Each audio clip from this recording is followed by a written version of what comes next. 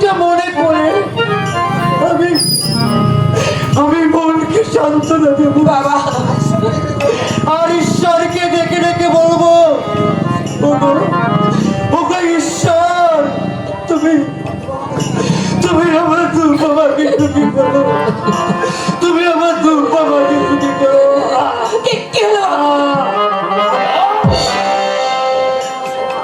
স্পর্শ করো না।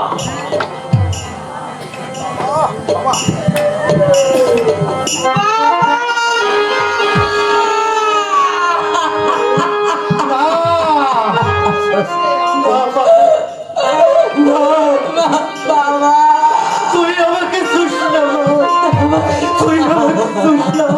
করে আমাকে শুনে তোর দেহ যে অপবিত্র,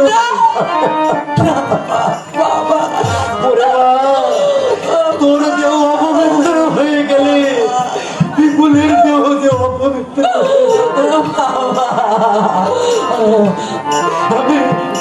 আমি যাচ্ছি বাবা, যেখানেই থাকি, যত দূরেই থাকি না কেন,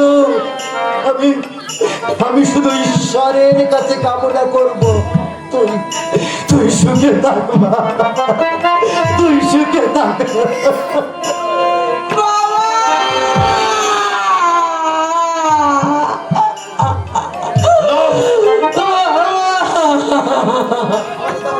আমাদের যাওয়ার সময় হয়ে গেছে, আর দেরি করা সম্ভব নয়।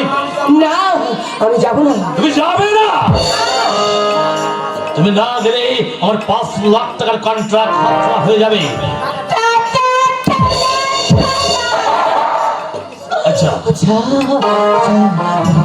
তুমি কি সেই মানুষ যে আমাকে বিয়ে করেছিল চাকরি রেখে?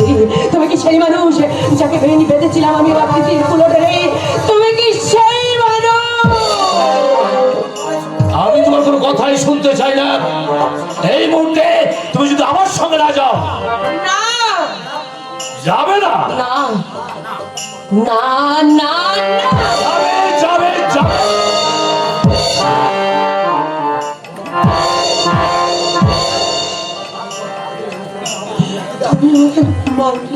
হ্যাঁ, তোমাকে মারলাম।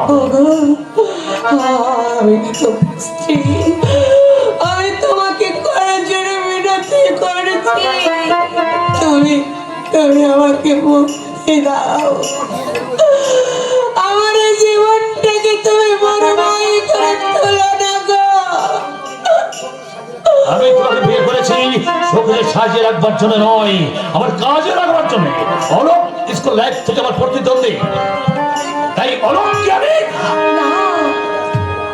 এমন কাজ তুমি ভুলেও করো না।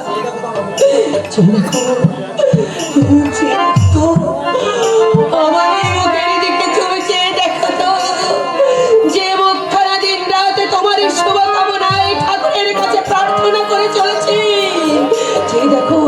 চেয়ে দেখো আমার এই হাতের শাখার দিকে, কপালের সিঁদুরের দিকে, এখনো কেমন চাল করে চলছে, সে তো তোমারই হাতের ছোঁয়া।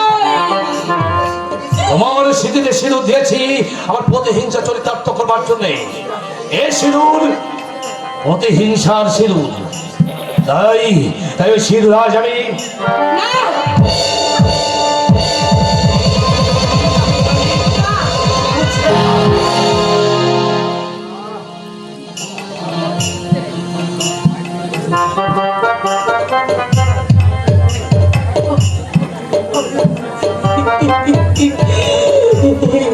তুমি কি করলে? ও গো, তুমি কি করলে? আমাকে তুমি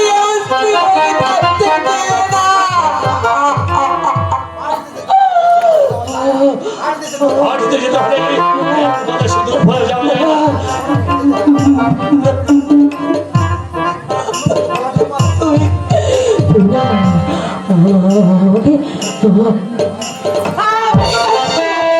আমাদের গলা টিপে মারো,